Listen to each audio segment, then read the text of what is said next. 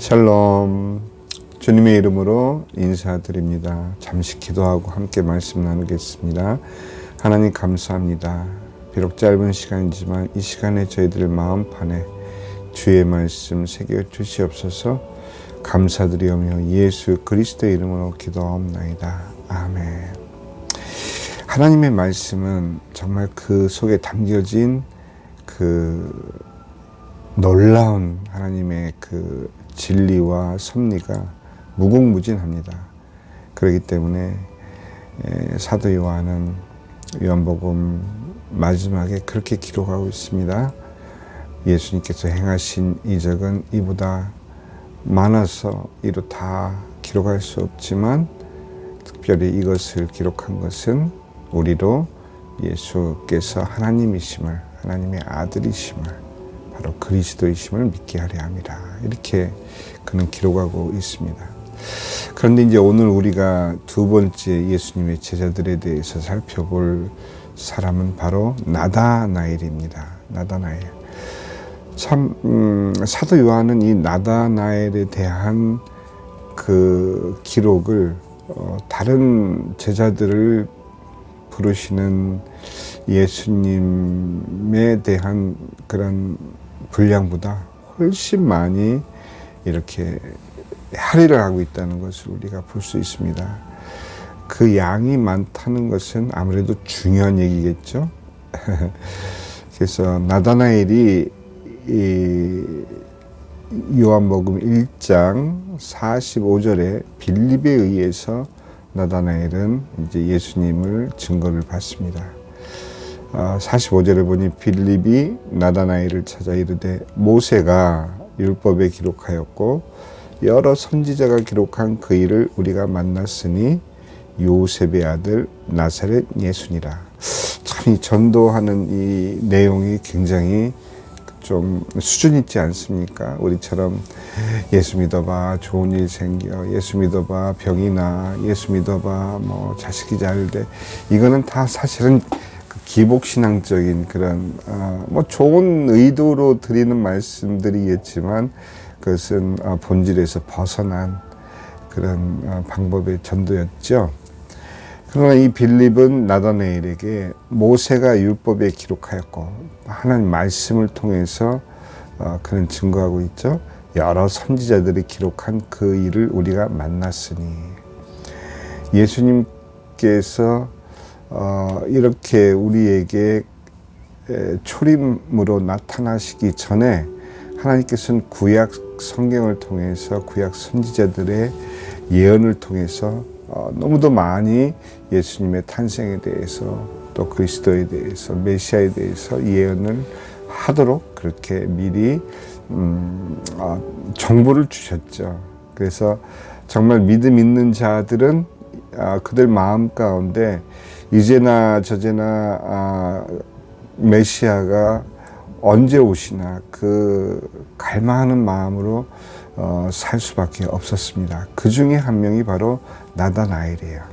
그 빌립이 나다나엘이 얼마나 그 성경 말씀을 읽고 그때 당시에는 이제 구약 성경이죠. 구약 성경을 묵상하고 이제나 저제나 메시아가 오시기를 그렇게 기다리는 친구인 것을 그는 너무도 잘 알고 있죠. 아마도 성격적으로 볼 때 이 사도 요한이나 빌립이나 이런 친구들은 이제 요한의 별명은 우리의 아들, 굉장히 성격이 급한 거죠. 우리의 아들이라고도 이제 불리우는 요한 경우에 보면은 성격이 급했기 때문에 그들은 이제 바로 침례 요한의 그 제자로 들어가서 그 가르침을 받았지만 나다나엘은 정말 어떤 묘사를 우리가 하자면은 그야말로 모범생, 센님 뭐 이런 타입으로 뭐 직접 나서지는 못했던 것 같아요. 그러니까 그는 항상 시간이 있으면은 그 무화과나무 아래에서 구약 성경을 묵상하고 이제나 저제나 메시아가 오실 것을 그는 기다리고 있었던 것이죠. 그걸 아는 빌립이었기 때문에 나다나엘에게 찾아 이르되 모세가 율법에 기록하였고 여러 선지자가 기록한 그 일을 우리가 만났으니 요셉의 아들 나사렛 예수니라. 나사렛 예수, 요셉의 아들 나사렛 예수가 그라는 사실적인 근거는 바로 구약의 예언이었다라는 것을 빌립과 나다나엘은 아마 평소에 친분을 통해서 자주 만났을 때 그들은 이러한 메시아에 대한 예언의 말씀을 함께 나누며 요한은 이제 침례 요한이 혹시 메시아가 아닌가 하고 그에게 달려가서 그의 가르침을 받았던 그런 성격의 소유자이지만 이 나다나엘은 계속 말씀 가운데에서 메시아를 기다리고 있었던 그런 신앙인이었던 것을 우리가 간접적으로 알 수 있죠. 그러니까 이제 46절에 나다나엘이 이르되 나사렛에서 무슨 선한 것이 날 수 있느냐. 여러분들이 한번 공부를 해보세요. 이 구약 성경에 나사렛에 대한 예언의 말씀이 있는가. 만약에 나사렛에 대한 예언의 말씀이 있었다면 나다나엘이 이렇게 말하고 있지는 않겠죠. 다만 이제 나사렛이라는 동네는 예수님께서 그 어릴 때 헤롯 대왕이 2살 이하의 아이들을 이제 모두 처형할 때 그 위험한 순간을 피해서 애굽으로 갔다가 다시 나사렛으로 돌아온 그런 과정에서 나사렛에 우리 예수님께서 이제 정착하시게 된 것이죠. 저는 이제 여러분들이 이러한 궁금한 사항들을 좀 이렇게 스스로 공부하시길 바래요. 그래서 제가 모든 것을 다 일러드리기보다는 여러분들이 찾아보고 정말 그랬을까. 만약에 나사렛에서 메시아가 탄생하신다 또는 나사렛에서 메시아가 나타난다 뭐 이런 식의 예언이 있었나 여러분들이 한번 찾아보시기 바랍니다. 나다나엘이 이르되 나사렛에서 무슨 선한 것이 날 수 있느냐. 빌립이 이르되 와서 보라. 그렇게 말하지 말고 와서 네가 직접 확인해라. 이랬을 때 이제 나다나엘은 빌립을 따라서 예수님께 옵니다. 47절.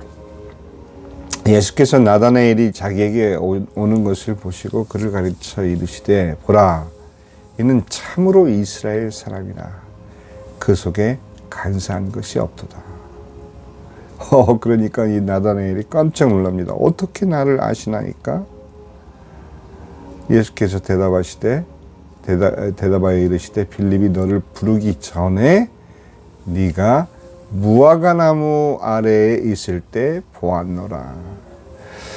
사실 나다나엘이 의지하고 있는 또 간절히 바라고 있었던 것은 구약의 선지자들의 예언과 하나님 말씀을 통해서 이제 곧 메시아가 오신다라는 그 약속의 말씀이었는데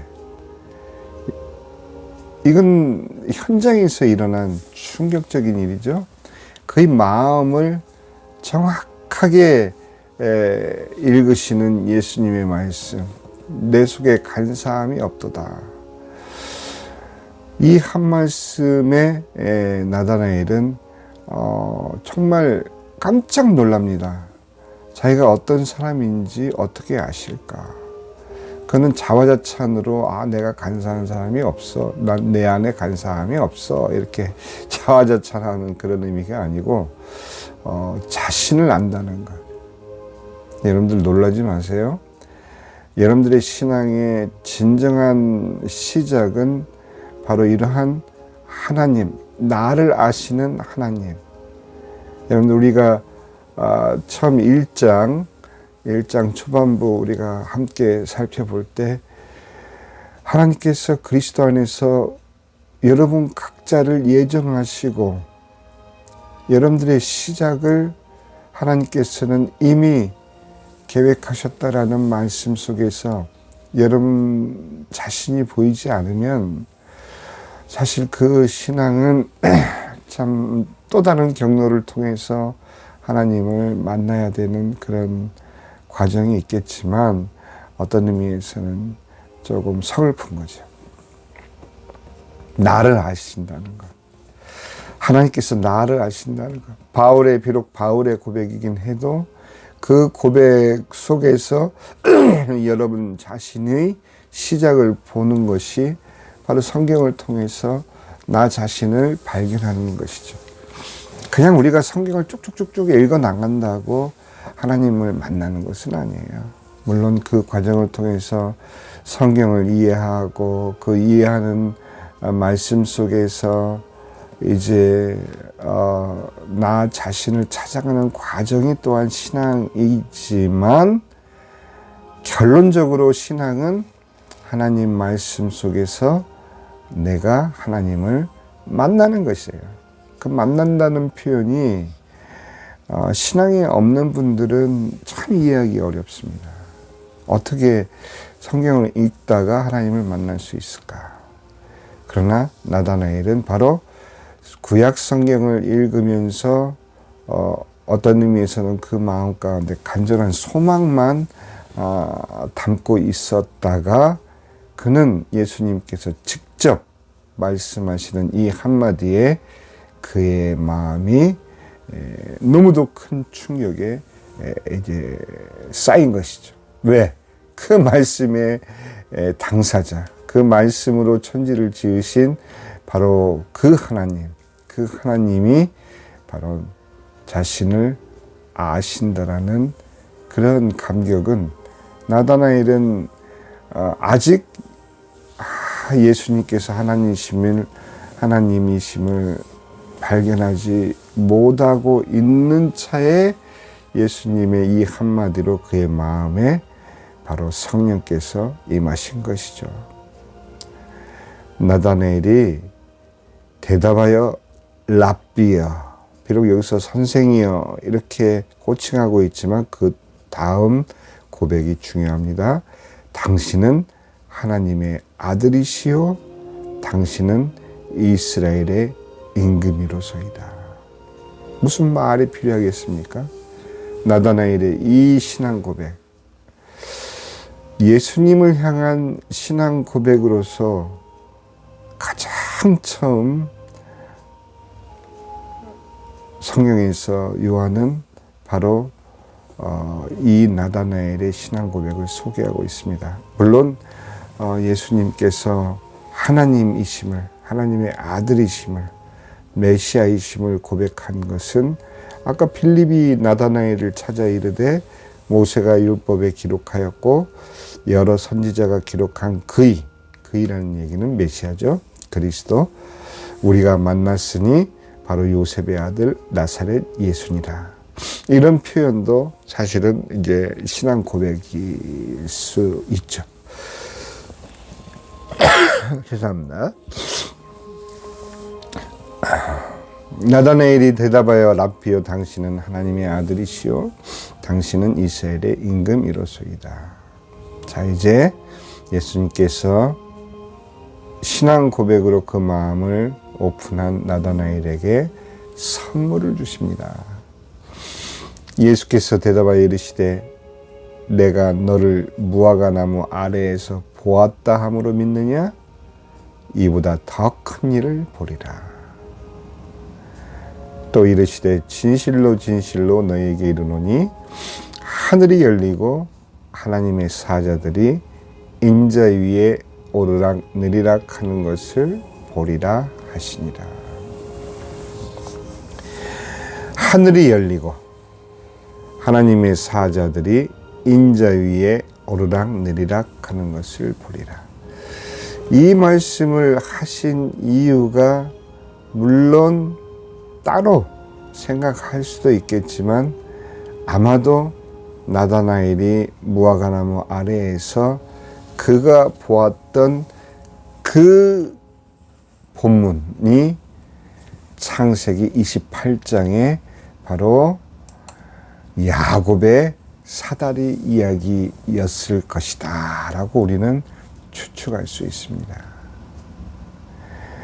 나다나엘이 결정적으로 단지 무슨 예수님이 점쟁이처럼 그가 아무도 없이 혼자 무화과나무 아래에서 성경을 읽고 있는 그 내용을 알았다 해서 놀라는 그 차원이 아니고, 야곱이 브엘세바에서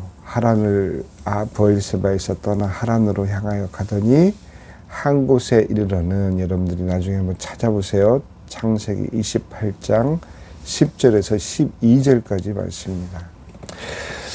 한 곳에 이르러 해가 진지라 거기서 유숙하려고 그곳에 한 돌을 가져다가 베개로 삼고 거기 누워 자더니, 이 중요한 게 12절입니다. 12절 말씀 보니까 꿈에 본즉 사닥다리가 땅 위에 서 있는데 그 꼭대기가 하늘에 닿았고, 또 본즉 하나님의 사자들이 그 위에서 오르락 내리락 하고.